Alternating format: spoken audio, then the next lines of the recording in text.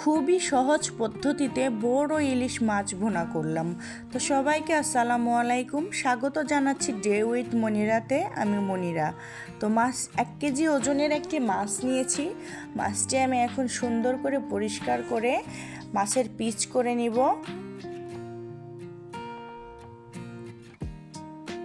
মাছটি 4-5 বার ভালো পানি দিয়ে ধুয়ে নিয়েছি। আমি এখন গামলায় মরিচ দিয়ে দিলাম। এখন আমি পেঁয়াজ ছিলে নিচ্ছি। আমি এখন পেঁয়াজ মরিচগুলো পরিষ্কার পানি দিয়ে ধুয়ে নিলাম।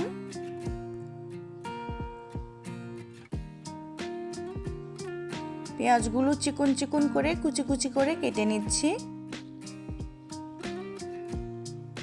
এখন আমি কাঁচা মরিচ চিড়ে নিচ্ছি।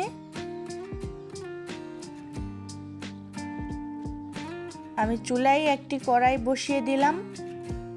আর আমি এখানে কাঁচা মরিচ পেঁয়াজ কুচি করে নিয়েছি, তেজপাতা দারুচিনি এবং সাদা এলাচ নিয়েছি। আর এই পটে আদা রসুন বাটা নিয়েছি। একদম খাঁটি সরিষার তেল পরিমাণ মতো দিয়ে দিলাম। একবারেই দিয়ে দিলাম যেন পরবর্তীতে আর তেল ব্যবহার না করতে হয়।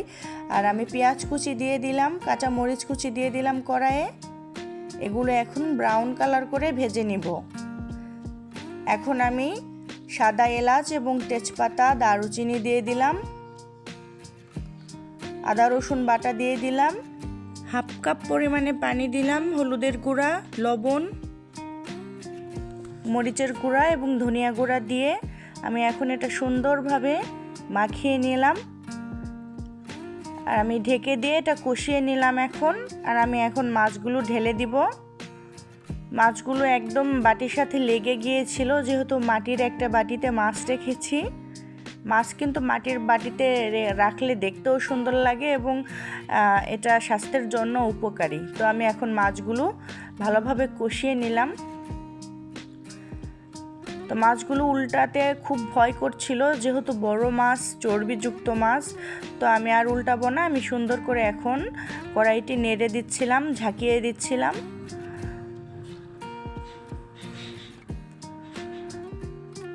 তো প্রায় আমার এটা কষানো হয়ে এসেছে। আমি আবার একটু নেড়ে দিচ্ছিলাম।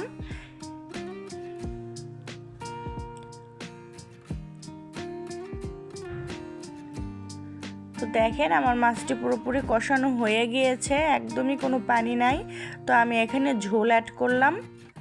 1.5 কাপ পরিমাণে পানি দিয়ে দিলাম। আবারও ঢেকে দিলাম। তো আমার তরকারি পুরোপুরি বলক এসেছে। আমি এখন এটা লবণ টেস্ট করব দেখে শুনে নিয়ে।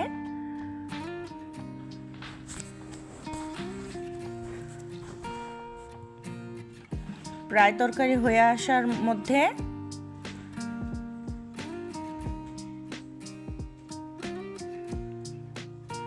লবণ দেখলাম তরকারিতে একদমই লবণ পারফেক্ট, কিছুই দিতে হবে না। তো আমি এখন চুলা বন্ধ করে দিলাম।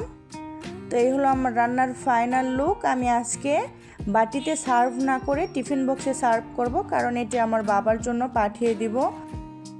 বাবা আর মেয়ের কি যে একটা মধুর সম্পর্ক, সেটা শুধু বাবা মেয়েরাই বোঝে। তো সবাই আমার বাবার জন্য দোয়া করবেন। আর আমার এই ভিডিও দেখে খুব সহজে আপনারাও বাসায় রান্না করতে পারেন। তো ফেসবুক থেকে যারা ভিডিও দেখছেন তারা অবশ্যই ফলো, আর ইউটিউব থেকে যারা দেখছেন তারা সবাই সাবস্ক্রাইব করে পাশে থাকবেন। সবাইকে আল্লাহ হাফেজ।